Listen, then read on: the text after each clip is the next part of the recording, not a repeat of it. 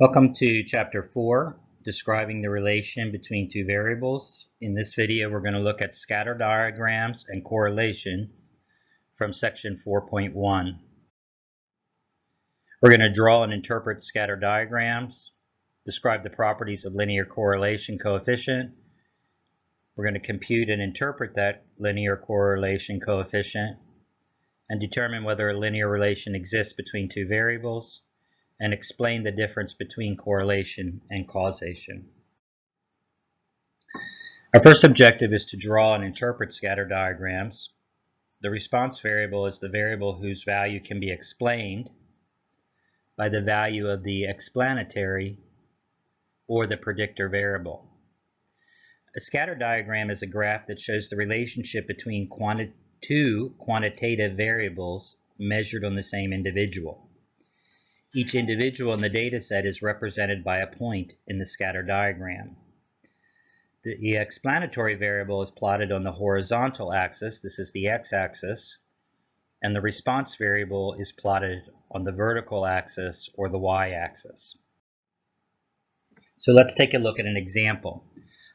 A golf pro wants to investigate the relation between the club head speed of a golf club, measured in miles per hour, and the distance in yards that the ball will travel.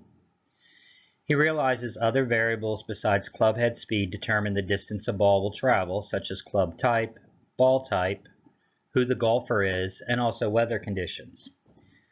To eliminate the variability due to these other variables, the pro uses a single model of club and ball, one golfer, and a clear 70-degree day with no wind.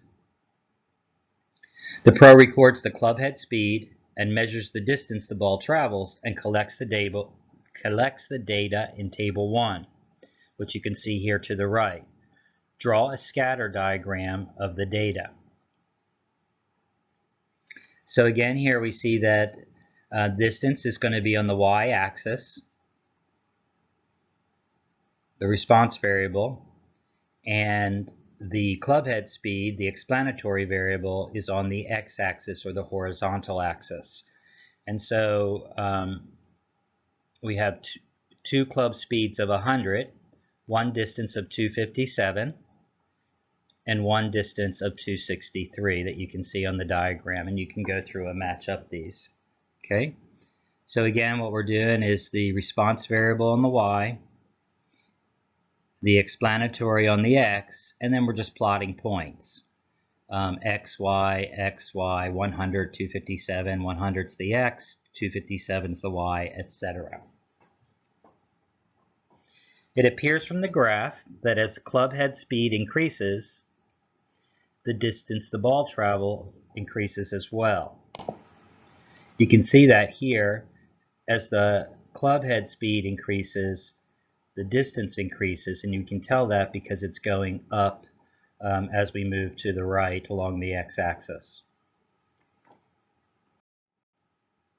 Interpreting a scatter diagram.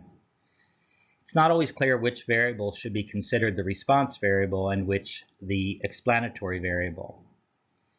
Scatter diagrams show the type of relationship that exists between the two variables as we look at it over as the explanatory variable increases, we see what happens with the response variable. Our goal in interpreting scatter diagrams is to distinguish scatter diagrams that imply a linear relationship, that it kind of, you could kind of draw a straight line from maybe the first point to the last point, and the other lines stay relatively close to that straight line. A linear relation. A nonlinear relation, when we do that same thing, if we drew a line from the first to the last point, if the intermediate points are further away, and then a no relation where it's just all over the place, it is a scatter diagram. Okay, a nonlinear relation might be some kind of pattern, maybe instead of linear where they go up and then they come down or something like that. Kind of like a negative quadratic perhaps, or even a positive quadratic. It could start high, come low, and then go high again. So those are the three kind of things we're looking for: a linear relation, a nonlinear relation, or that there's no relation and it's just scattered all over the place. Figure 2 displays various scatter diagrams and the type of relation implied. So here in this first one, we can see basically a linear relationship where the increase in the explanatory results in an increase in the response. The second one, or B, also has a linear relationship, but notice it's a correlation down. As the explanatory variable goes up, the response variable goes down. It goes in opposite directions. And then we have a couple examples of nonlinear scatter diagrams. Here we see kind of something that looks like a quadratic. As the explanatory variable goes up, first we see an increase in the response and then a decrease. And here we see sort of a linear relationship, but it's really more of a cubic relationship where it goes up, down, and then back up again. And so this isn't straight linear, although if we drew a straight line from the beginning point to the end point, it almost looks linear. But we have this very definitive change in direction at some point where it's decreasing before it increases again. And then the last one is no relation, where they're just scattered all over the place. We don't see any kind of correlation or relationship between the increase in the explanatory and what's happening with the response. Okay, and then you can read through that if you want. Positive and negative association. Two variables are linear related, are positively associated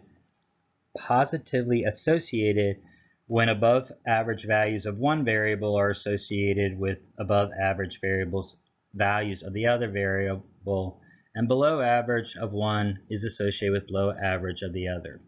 That's a little bit of a confusing statement. I've highlighted the more clear statement here in yellow. That is, two variables are positively associated if whenever one variable increases, the value of the other variable increases also. And so negatively associated is kind of like a seesaw effect. And so that is two variables are negatively associated if whenever one value increases, the other decreases. Again, a seesaw effect. So as one goes up, the other goes down. Positively associated, they both head in the same direction. As one increases, the other increases. Negatively associated, when one goes up, the other goes down. Our next objective is to describe the properties of the linear correlation coefficient. But before we do that, let's look at a caution here. The horizontal and vertical scales of a scatter diagram should be set so that the scatter diagram does not mislead a reader. This is often what happens when you use different units, like maybe you count by tens on the horizontal axis, but you count by hundreds on the vertical axis. Sometimes this is okay, but sometimes it can lead to confusion. So you should set them so that the scatter diagram doesn't mislead a reader. Numerical summaries of bivariate data should be used in addition to graphs to describe any relation that exists between the two variables. What this is saying is that you should describe in words what you believe you observe is the relationship that you're seeing in the scatter diagram. So this kind of goes hand in hand. You should always explain in words so that there's not a chance of, again, misleading the reader. The linear correlation coefficient is also referred to as the Pearson product moment correlation coefficient. This is a measure of the strength and direction of the linear relationship between the two quantitative variables. The Greek letter rho represents the population correlation coefficient, and the letter R represents the sample correlation coefficient. So these are both the correlation coefficient, but of course one is for the entire population and one is for your study sample. We present only the formula for the sample correlation coefficient in the text, but you can extrapolate this by substituting in the other variables. For example, if you're doing the population, then you want to use the standard deviation population measurement, not the standard deviation sample measurement. Okay?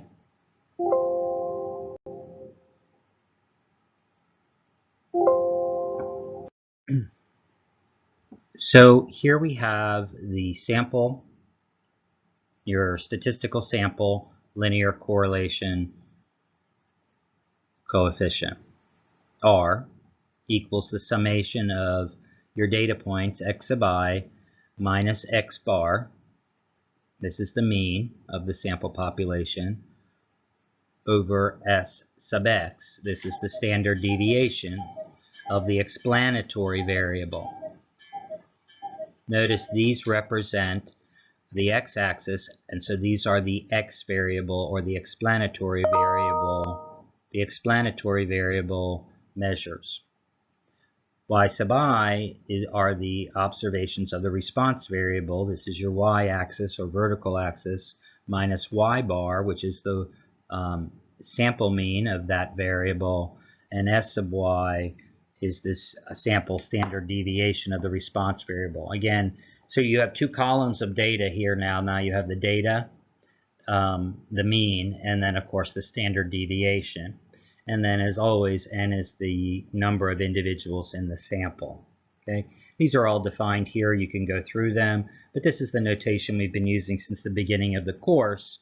Of course, we've been focused on x, but of course now we're looking at two variables that we're mapping on the same graph. So we're basically doing the same measures for the x variable as we are for the y variable, because we want to see what's happening between them. And as before, we have a equivalent computational formula. This makes it easier to do the computations without finding the mean and the standard deviation. This is just saying you take the sum of each individual data point or data pair, right? The plotting point, the x and the y value, the product of those minus the product of the sum of all the x variables, the explanatory variables, times the sum of all of the y variables, and all of this is divided by n and subtracted from the sum of the product of each point, if you will, or coordinates. This is all divided by the square root of each x data point squared and then added, minus adding all of the x points, then squaring them and dividing by n, and then multiplying that, and that's a square root, I think I said that, and then doing the same thing for the y variables, squaring each of the y variables individually and then adding them up, minus adding all the y variables up and then squaring it, divided by n. Okay, so this we saw this previously, I think in chapter 3, where we had the idea here, and then just looking at the data points, we had a simpler computational formula. Of course, a lot of these problems we're going to be using StatCrunch and other technology. Properties of the linear correlation coefficient. The linear correlation coefficient is always between -1 and 1 inclusive. That is, -1 is less than or equal to r is less than or equal to 1. If r equals +1, then there's a perfect positive linear relationship between the two variables. That is one's going up, the other's going up. As one's increasing, the other's increasing. As one's decreasing, the other's decreasing. If r equals -1, then a perfect negative linear relation exists. This is the seesaw effect, right? When one goes up, the other goes down. When one goes down, the other goes up. The closer r is to +1, the stronger is the evidence of a positive association. Again, both going in the same direction. The closer r is to -1, the stronger is the evidence of the negative association, the seesaw effect. If r is close to 0, then there's little or no evidence exists of any linear relation between the two variables. So be mindful that r close to 0 does not imply no relationship at all. It could be a different pattern. It's just not a linear one. And the linear relation coefficient, just FYI, is a unitless measure of association. So whatever the units are for x and y, this plays no interpretation of r, the linear correlation coefficient.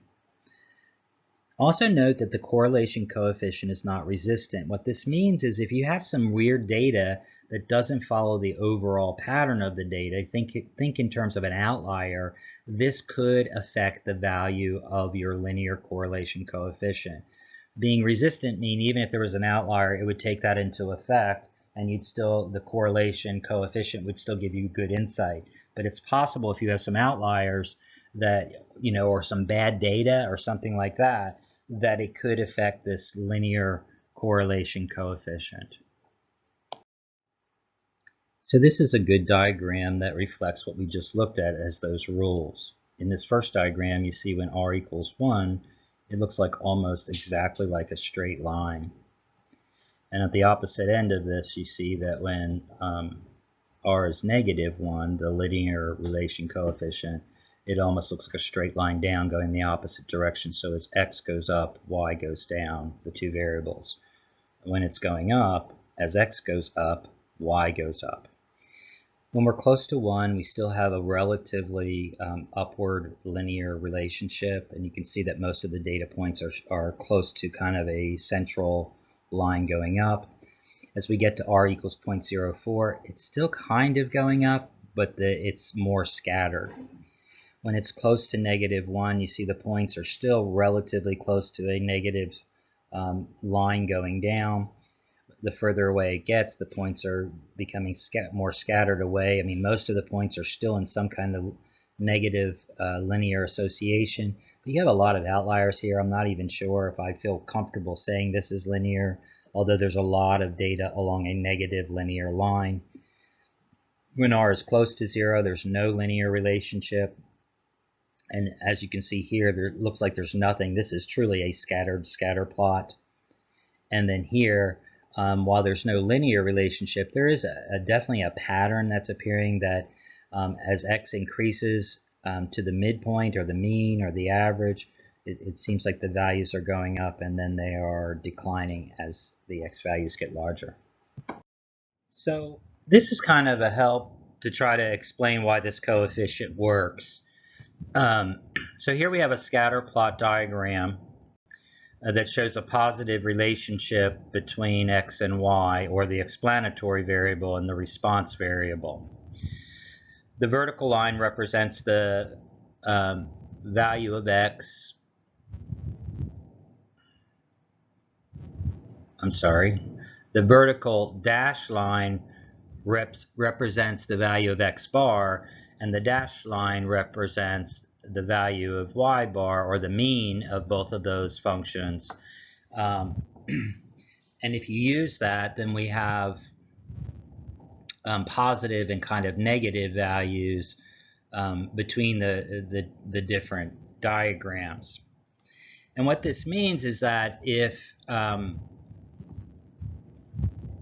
data was dispersed equally across all 4 quadrants, then the negative products resulting from the data in quadrants 2 and 4 would offset the positive products in the correlation coefficient equation from the positive results in quadrant 1 and 3, because here we have positive times positive, here we have positive times negative. I'm sorry, negative times negative, which is also positive. And here we have positive and negative, positive y, negative x, and vice versa. So this just shows you how they would offset, and if they did offset, if they were all spread out, then the result would be close to 0. So we're about halfway through this approximately 40-minute lecture.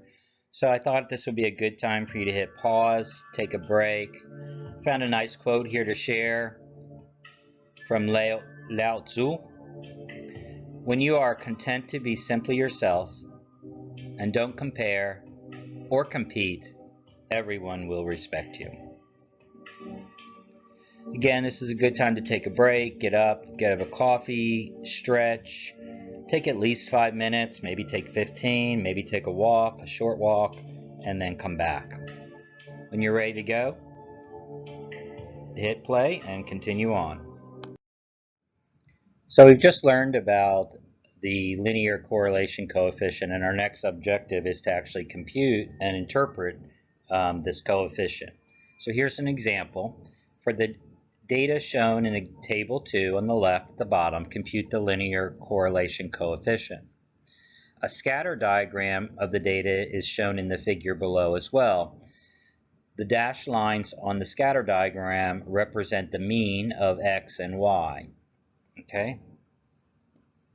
So just looking at this data, what do you expect the coefficient to equal? We can see that the data as the x variable, the explanatory variable goes up, the response variable or the y variable goes down. And here we don't even know what this data is, and it really doesn't matter. We're just using this as an exercise. So remember, as the response variable goes up and the explanatory variable goes down, if this was a perfect linear diagram, we'd expect that to be -1. If it's mostly linear going down, like a negative slope, we expect that value to be somewhere close to -1. So that's what, just by looking at the diagram, we should be somewhere close to -1 because it's almost exactly linear in a negative slope fashion. So from the diagram, we can see that x bar, the mean is 4, y bar on the y-axis variable is 10. The mean, those are actually on the graphs, we didn't even have to compute them. And then the standard deviations are given here as calculations as well.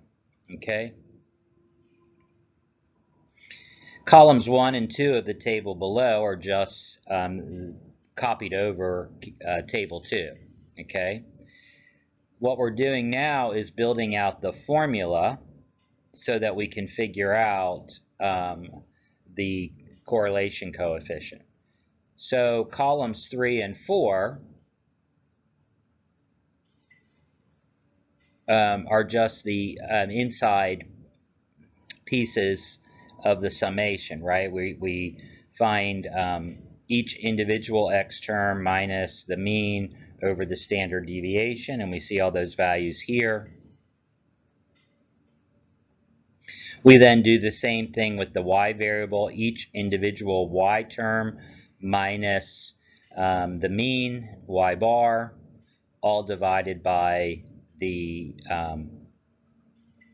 standard deviation. Sorry, I just went lost there. And we can see that for each of the members there. And then part of our formula is to multiply each of these calculations. We see that there across. This is column 5. And then we add them all up. We sum them. That's the sigma character here. That's a summation. And so we get this code, or not code, we get this result here from this part of the calculation. Here's the whole calculation. Notice what we had done was calculate the numerator for the coefficient. And then we simply divide all of that by n minus 1. Since there were 5 terms, or 5 observations, it's 5 minus 1, or 4. And so we get -0.946, which actually matches well with what we know about the correlation coefficient.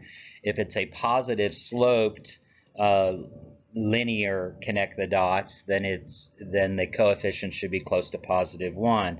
And if it's a negative slope virtual line, linear equation, or linear graph, then it should be close to -1, which is what this is here. So the correlation coefficient suggests a strong negative association between the two variables, and really a negative linear correlation.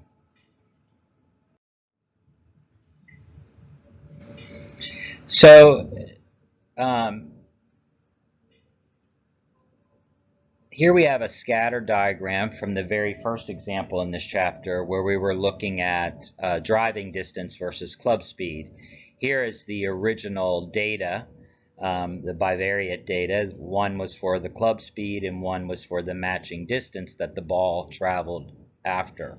This is actually using Excel, and you can see here I've highlighted it with the circle that there's a formula in Excel that finds this direct linear correlation. So this is actually a formula in there, and then all you have to do is highlight each column of data as you can see it here.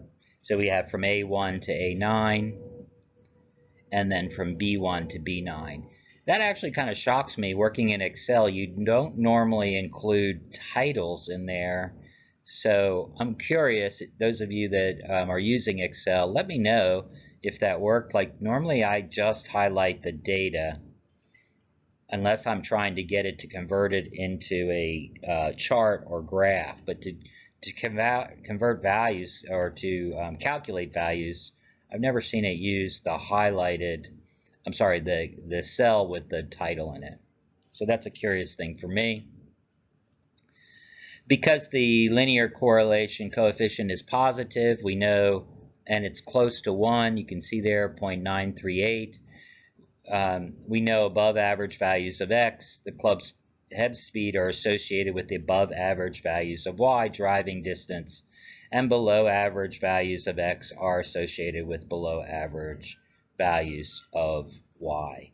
And this again is just saying as the response variable increases, there's a correlating increase in the explanatory variable as well.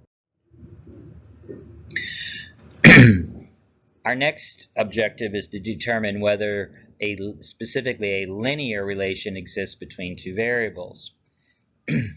So testing for a linear relation, we determine the absolute value of the correlation coefficient.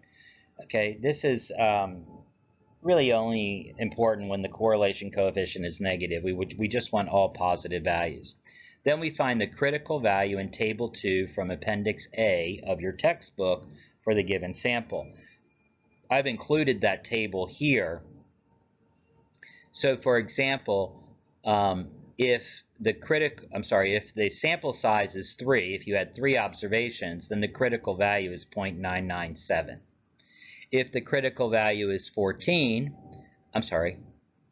if your sample size is 14, then its critical value is 0.532, as you can see in the table here. We determine the absolute value of the correlation coefficient.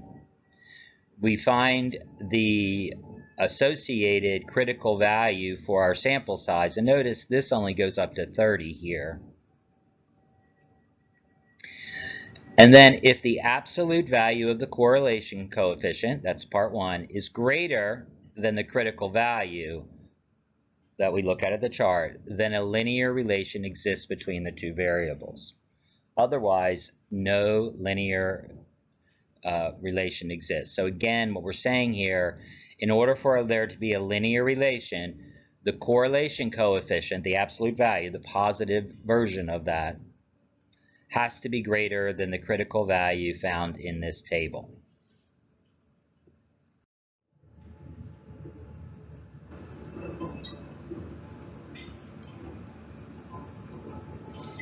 So let's look at an example. Does a linear relation exist? Using the results from a previous golf example, determine whether a linear relation exists between club head speed and distance. The linear correlation coefficient between club head speed and distance is 0.939. Table 2 shows that this value is 0.707, as you can see in the table above, since we have 8 measures. Since 0.939 is greater than 0.707, this indicates a positive association between club head speed and distance. So we have a positive linear association. Our next objective is to explain the difference between correlation and causation. And this is a big misunderstanding in the general public, and a big reason of why there's a lot of fake news we see, like especially in social media, but even on TV, etc. Correlation says a relationship between two variables exists, okay? So that's something when you have two variables A and B, and there's some relationship between them, then a change in A may result in a change in B, okay?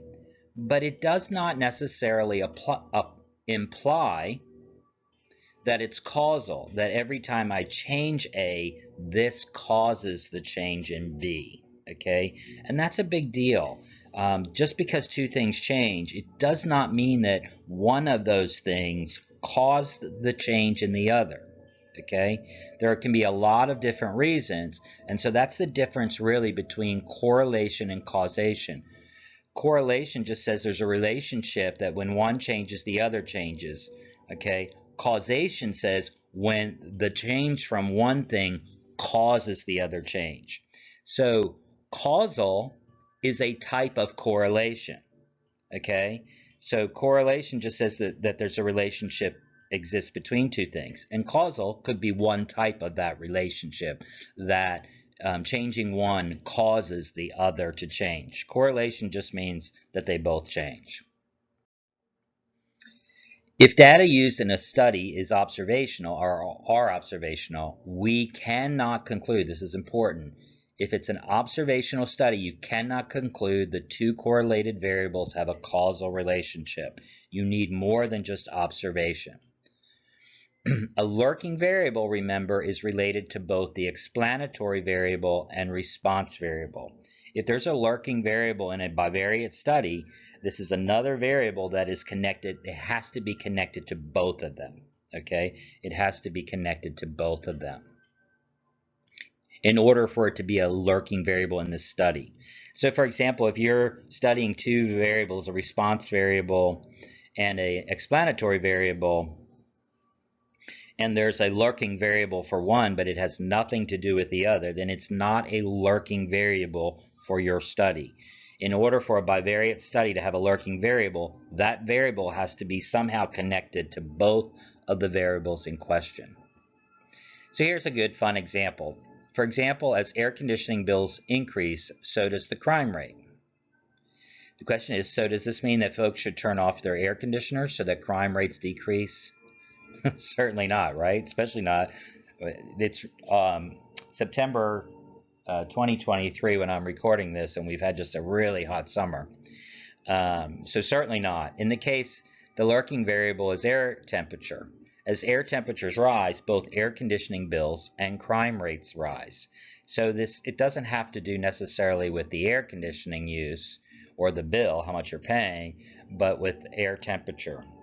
Now, that's a whole other, study to look into. Why does that cause? Obviously, we know why that causes our AC bill because we're using it more.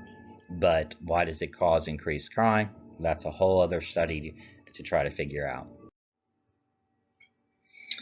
Here we're looking at another study, the lurking variables in a bone mineral density study. Okay? Because colas tend to replace healthier beverages, and colas contain caffeine and phosphoric acid, researchers Catherine Tucker and associates wanted to know whether cola consumption is associated with lower bone mineral density in women, which is a huge problem as women age. So here we can see the number of colas drank in a week from the respondents, and here we can see a correlation of this specific person's bone mineral density. And that's table 4. It lists the total number of cans of cola consumed in a week and the femoral neck bone mineral density for a sample of 15 women collected through a prospective cohort study. And there's the source of this study. So this is an actual study. It's one really good thing about your textbook and company. They actually use real data and real studies, and so that you're not just using made-up problems from mean math teachers like myself. Figure 1 shows the scatter diagram of the data. The correlation between number of colas per week and bone mineral density is negative 8.06. And we can see that it does sort of look negative and linear. Okay? The critical value for correlation with n equals 15 is 0.514.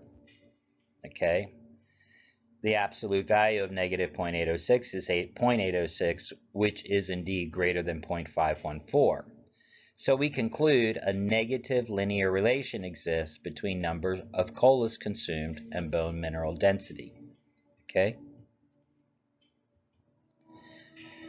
But the question is, can the authors conclude that an increase in the number of colas consumed causes a decrease in bone mineral density?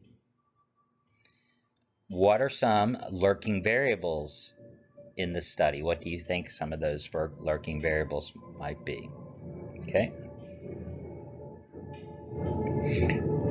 Now, since this is an observational study, we just asked people to respond to how many colas they drank, and then we tested their bone minerals. So that's still an observational study because we're doing some surveying. How many colas do you drink in a week? Blah, blah, blah. So we already know the answer to this first question is that we cannot conclude causation, a causal relationship, okay? In prospective cohort studies, data are collected on a group of subjects through questionnaires and surveys over time. Therefore, the data, as I just mentioned, are observational. So the researchers cannot claim that increased cola consumption causes a decrease in bone mineral density. In this specific example, the authors identified a number of lurking variables that could confound the results: age, body mass index, height, smoking, average daily intakes of alcohol, calcium, caffeine, total energy intake, physical activity, season of measurement, estrogen use, and menopause status. So there's a lot of potential lurking variables in this study. The authors were careful to say that the increased cola consumption is associated with lower bone mineral density because of potential lurking variables. But they never stated that increased cola consumption causes lower bone mineral density. And so this is why I think this is a really huge issue in the general public with studies, etc., because we see something like this and you see more cola use, lower bone mineral density. And so it's almost a logical, or maybe logical is not the right word because statistics is much better affiliated with logic, but it's not too far-fetched for us to make the assumption leap that, oh, if I drink more cola, it's going to decrease the, for women, it's going to decrease the bone mineral density. But, as we're learning now about statistics, pulling out one piece of the puzzle does not give us the whole picture. Someone that drinks cola there may be other things, like as we see here, like about diet, about physical activity, etc. So some of these may be indications that that may be kind of clustered together, like the fact that maybe someone who drinks cola doesn't have a healthy diet. Maybe people who drink more cola are less likely to exercise. And I'm just giving you examples. I'm not making any statements. So it's really important to pull these out. And even though the authors never stated it directly, there's an implication there that can also be sort of dangerous and be misinterpreted, and thus we have a lot of fake news.